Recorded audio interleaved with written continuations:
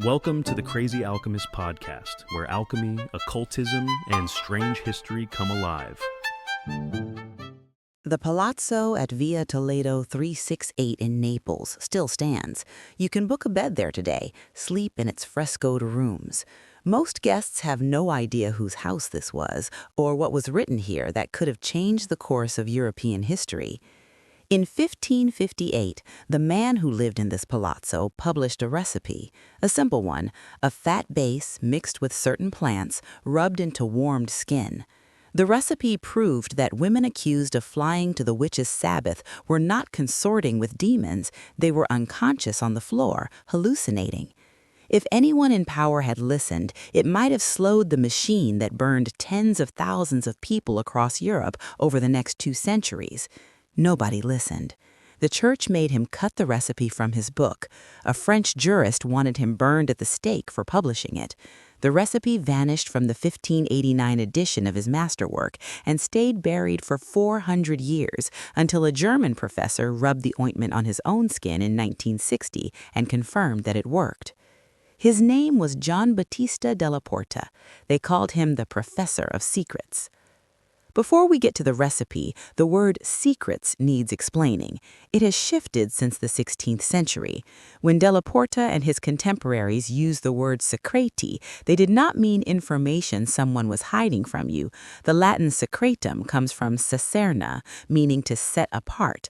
A secret was something nature itself had set apart from ordinary perception, a hidden property of a plant, a mineral, a chemical reaction. Magnetism was a secret. The power of belladonna to dilate the pupils was a secret. The way henbane could send a person into visions was a secret. These properties were real and observable, but they could not be explained by the standard Aristotelian framework of hot, cold, wet, and dry. They were occult in the original sense of the word, hidden. The job of a natural philosopher was to hunt these secrets down through experiment, not through reading Aristotle.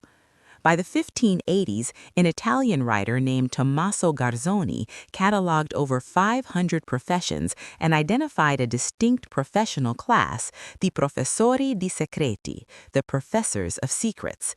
They were not university professors, they were not charlatans, they occupied a space between the scholarly world and the marketplace, and they claimed authority through experience rather than credentials. Della Porta was the most famous of them. He was not the first. In the 1540s, a humanist from Viterbo named Girolamo Ruscelli founded an academy in Naples that he called the Accademia Segreta. Its 27 members, including a prince, pooled an annual budget of 7,800 scudi and set about testing recipes for medicines, cosmetics, dyes, and alchemical preparations. The methodology was remarkable for its time. Every recipe had to be tested 3 times in the presence of witnesses before it was accepted as valid. 3 independent trials with verification. In the 1540s, a century before the Royal Society of London existed. Ruscelli published the Academy's findings in 1555 under the pseudonym Alessio Piemontese, a fictional wandering clergyman from Piedmont. The book became one of the most successful publications of the entire Renaissance. Over 100 editions appeared between 1555 and the 1790s. It was translated into French, German, English, Dutch, Spanish, Polish, and Latin. The book proved something important. Practical knowledge, written in Italian rather than Latin, sold. It sold enormously, and it created a template that Della Porta would follow 3 years later on a grander scale, with more ambition, and with one recipe that would nearly destroy him. Giambattista was born in 1535 in Vico Equense, a town on the Gulf of Naples. His father, Nardo Antonio della Porta, served Emperor Charles V as secretary for civil appeals. The household attracted visitors, philosophers, mathematicians, royal physicians. The informal salon that met in his rooms shaped the boy's education more than any curriculum. The tutors were serious. Domenico Pizzimenti, a classicist who had translated Democritus, Donato Antonio Altomare, and Giovanni Antonio Pisano, philosophers and royal physicians. By 15, Giambattista was running his own experiments with magnets and chemicals. The family owned 3 properties: the birthplace at Vico Equense, the palazzo on Via Toledo, and a country estate at Due Porte on the Vomero Hills above Naples. Due Porte means 2 gates, named for entrances to caverns in the hillside. Those caverns would become meeting rooms for what followed. In 1558, Della Porta published Magiae Naturales sive de Miraculis Rerum Naturalium. He was 23. The book defined natural magic as the perfection of natural philosophy, the art of reading the hidden sympathies and antipathies that connected all things. It covered magnetism, optics, alchemy, and strange cures. It was an instant success. 5 Latin editions appeared within 10 years. Translations into Italian, French, and Dutch followed quickly. Francis Bacon read it. William Gilbert used it. Athanasius Kircher borrowed from it without shame. But buried in Book 2, Chapter 26, under the title Lamiarum Unguenta, the Witches' Ointments, was the recipe that would change everything. Della Porta published 2 formulations. The first called for a fat base mixed with celery family plants, aconite, which is wolfsbane, poplar leaves, and soot. The second substituted water parsnip, yellow iris, cinquefoil, bat blood, and solanum, which is nightshade. Della Porta specifically noted that the nightshade makes you sleep. The application method was precise. Warm the skin through vigorous rubbing to open the pores, then work the ointment in for absorption. What happened next was the part that mattered. The users fell into a deep, death-like trance. When they woke, they reported vivid experiences of flying through the air, attending feasts with music, and mating with attractive young men. Della Porta wrote, "They believe they fly through the air on gibbous moon nights. They see banquets, music, parties." His explanation was entirely material. The plants contained hidden virtues that penetrated the warmed skin and affected that part of the brain where memory resides, filling it with hallucinations so vivid that the dreamers could not tell them from reality. Then Della Porta did something that separated him from every other writer on the subject. He tested it. He and a group of men observed a woman reputed to be a witch as she undressed and rubbed the ointment over her body. She fell into a sleep so deep that shouting, shaking, and even beating could not wake her. When she finally came around, she told them she had crossed seas and mountains. The men insisted she had not moved from the room. They had watched her the entire time. She refused to believe them. The gap between what Della Porta saw, a comatose woman lying motionless on the floor, and what the woman reported, aerial flight across continents, was his proof. The Witches' Sabbath was not a gathering of devil worshippers. It was a pharmacological event. The women were not flying. They were drugged. Now, Della Porta could not have known why the ointment worked. The chemistry would not be understood for centuries. But the ingredients he listed contained some of the most potent psychoactive compounds in the European botanical pharmacopoeia. The key plants belonged to the Solanaceae family, the nightshades, belladonna, henbane, mandrake, and black nightshade. All of them contain tropane alkaloids, primarily atropine, hyoscyamine, and scopolamine. Scopolamine is the critical compound. It is one of very few plant alkaloids that can be absorbed directly through intact skin when dissolved in a fat base. Modern medicine uses the same principle. Transdermal scopolamine patches for motion sickness exploit this exact property. At hallucinogenic doses, scopolamine produces true delirium, not the geometric distortions of psychedelics, but fully immersive hallucinations indistinguishable from reality. Patients in modern emergency rooms who have been poisoned by scopolamine consistently report the sensation of flying or floating. They interact with people and objects that are not there with complete conviction. The aconite in Della Porta's first recipe added another layer. Aconitine, its active compound, causes intense tingling and numbness that spreads from the application site across the entire body. At sublethal doses applied to the skin, this creeping sensation could contribute to the feeling of the body lifting off the ground. Aconitine is also extraordinarily lethal. The estimated fatal dose is 2 milligrams. The fat base was not arbitrary. Fat-soluble alkaloids dissolve into lipid carriers, which then pass through the skin's lipid barrier. The vigorous rubbing Della Porta described would have increased blood flow to the skin's surface, accelerating absorption.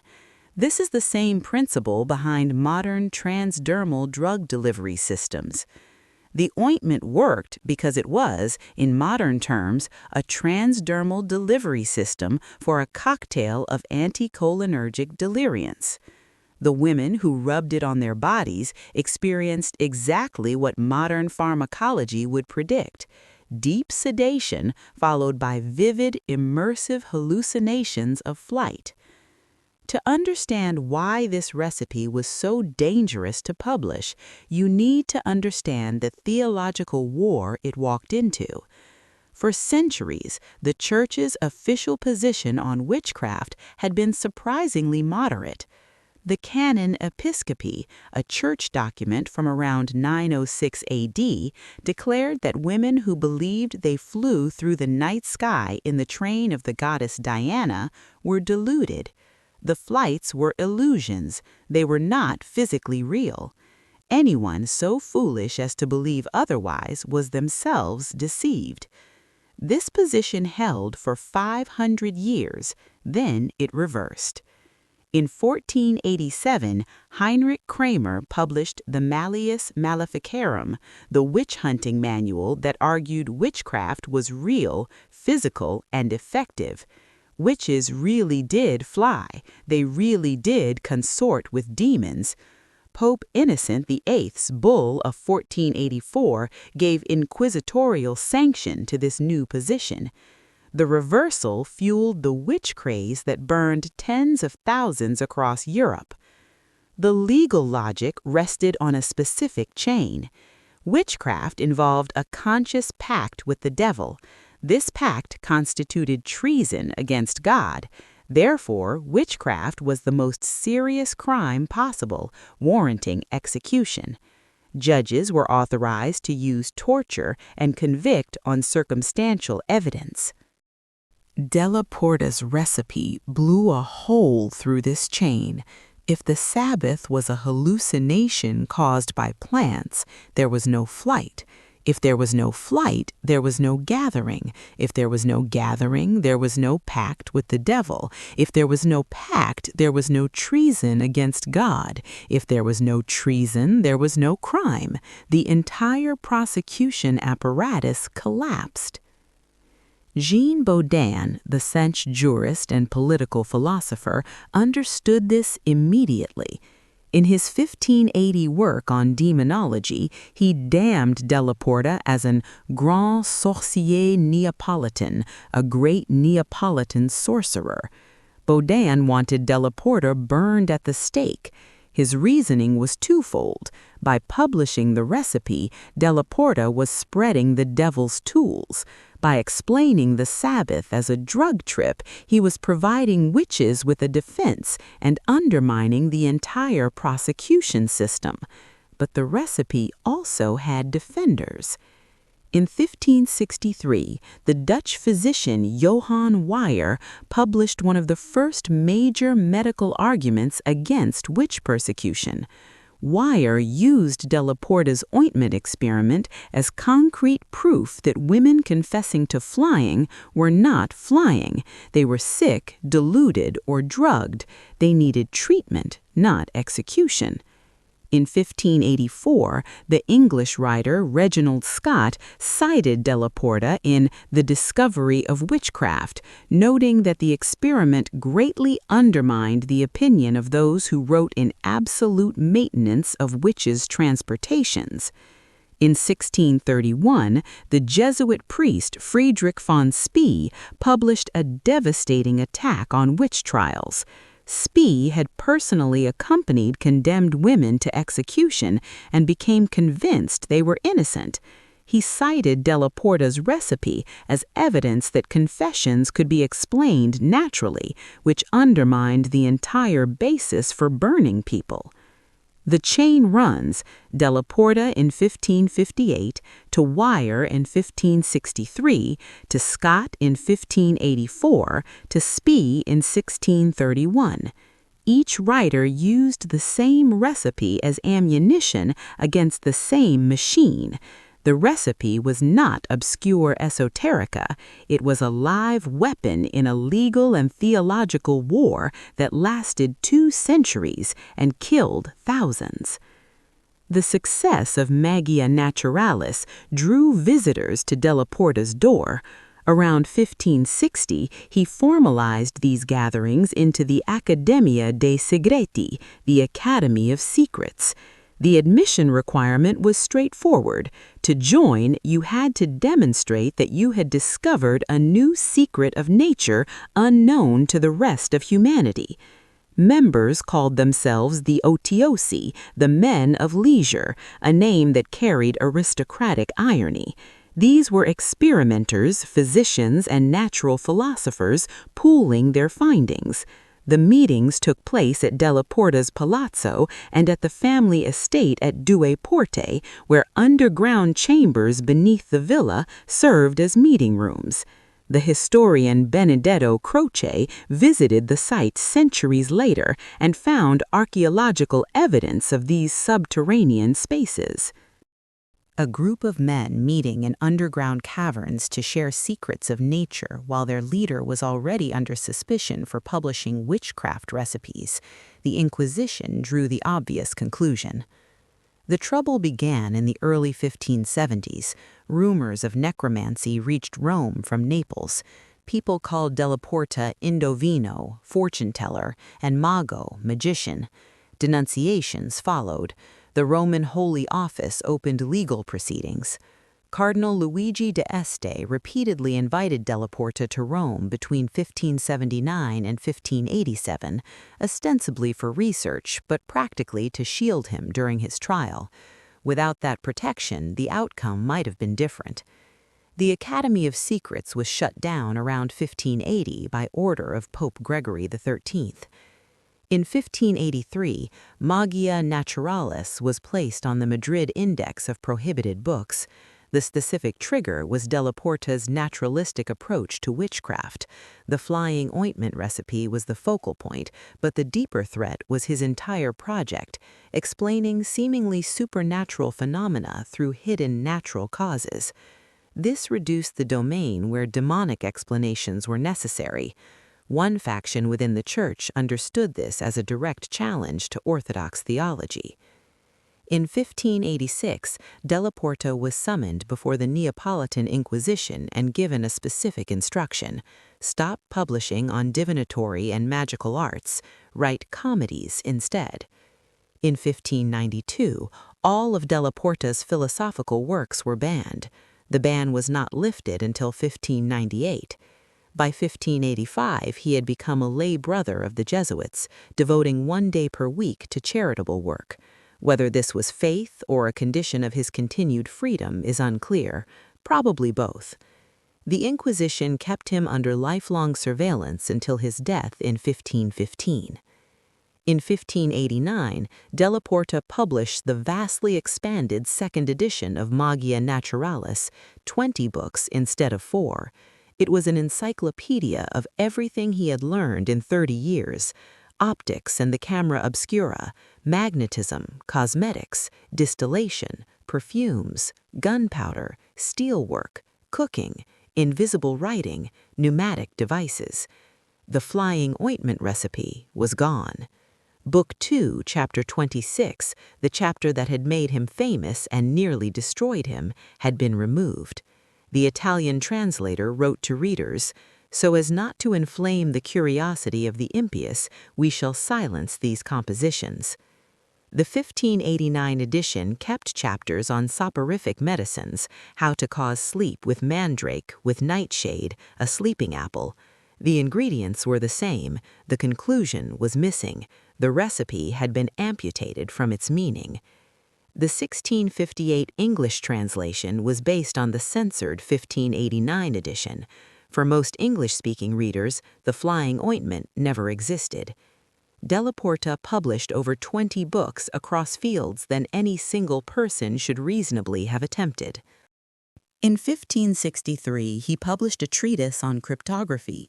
His Porta cipher, a polyalphabetic substitution system using 13 alphabets instead of 26, was self-reciprocal, the same operation encrypted and decrypted. He also proposed hiding messages inside hard-boiled eggs, admitted the method did not work, I put it in vinegar and nothing happened, and published the failure alongside the recipe. He noted that eggs are not stopped by the Papal Inquisition and no fraud is suspected to be in them. In 1586, he published a study of physiognomy, arguing that human character could be read from physical features by comparison with animals. The illustrations, human heads placed side by side with animal heads in woodcut engravings, became some of the most reproduced images in Renaissance natural philosophy. In 1588, his Phytognomonica catalogued plant signatures. A walnut resembles a brain, so it heals the head. Della Porta was arguably the real originator of the botanical doctrine of signatures in any approximation to a scientific form. His work on pneumatics described a steam-powered apparatus that anticipated Thomas Savery's steam engine by nearly a century. His treatise on olive cultivation was the first dedicated entirely to that subject. And then there was the theater. The Inquisition told him to write comedies instead. He became one of the finest comic playwrights of his generation, producing at least 17 plays while working alongside Torquato Tasso. The Inquisition had silenced his magic. It had not silenced him. The lynx illustration on the title page of the 1589 Magia Matrullalis, with its motto about observing nature with lynx-like eyes, directly inspired the name and emblem of the Accademia de' Lynci, the oldest scientific academy in the world, founded in 1603. Della Porta was enrolled among the Lynci in 1610. Less than a year later, Galileo joined. The age of natural magic was giving way to mathematical physics. Della Porta belonged to the first age, Galileo to the second. He died on February 4, 1615, in Naples, in the house of his daughter Cincia. He was 79. In 1960, the German folklorist Will-Erich Peuckert did something that no scholar had done in the 4 centuries since Della Porta published his recipe. He made the ointment. He rubbed it on his own skin. His report, "We had wild dreams. At first, horribly distorted faces danced before my eyes. Then I suddenly had the feeling that I was flying through the air for miles. The flight was repeatedly interrupted by deep dives. In the closing phase, there was an image of an orgiastic party with grotesque sensual excesses." The experiment confirmed what Della Porta had observed 400 years earlier. The recipe produced sensations of flight, erotic visions, and the absolute conviction that the experience was real. The danger of Della Porta's explanation was never that it was wrong. The danger was that it was testable, and when tested, it worked. The institutional lineage from Della Porta's work runs in a clear line. Ruscelli's Academy in the 1540s, Della Porta's Academy of Secrets in the 1560s, the Accademia dei Lincei in 1603, named after Della Porta's lynx, the Accademia del Cimento in Florence in 1657, the first academy dedicated explicitly to experimental science, the Royal Society of London in 1660. The professors of secrets, with their insistence on testing recipes rather than citing authorities, were the direct ancestors of experimental science. His contemporary, Giordano Bruno, burned for his ideas. Della Porta survived by bending. He submitted to the Inquisition, joined the Jesuits, wrote comedies, and kept experimenting in private. Bruno got a statue in Campo di Fiori. Della Porta got a hotel on Via Toledo. Only one lived long enough to keep working. The palazzo on Via Toledo still stands. The underground rooms at Due Porte have been documented by archaeologists. The links that Della Porta put on his title page still watches from the crest of Italy's National Academy. The recipe he was forced to cut from his book has been restored by modern editors. 400 years after his death, the professor of secrets has outlasted most of the people who tried to silence him. His recipe works. It always did. If you enjoyed this, consider subscribing and leaving a comment. We dig into the real history behind alchemy, witchcraft, and the strange corners of the ancient world. There's always more to find. If you enjoyed today's episode, make sure to visit crazyalchemist.com for more intriguing content and follow Crazy Alchemist on Instagram and Facebook to stay connected.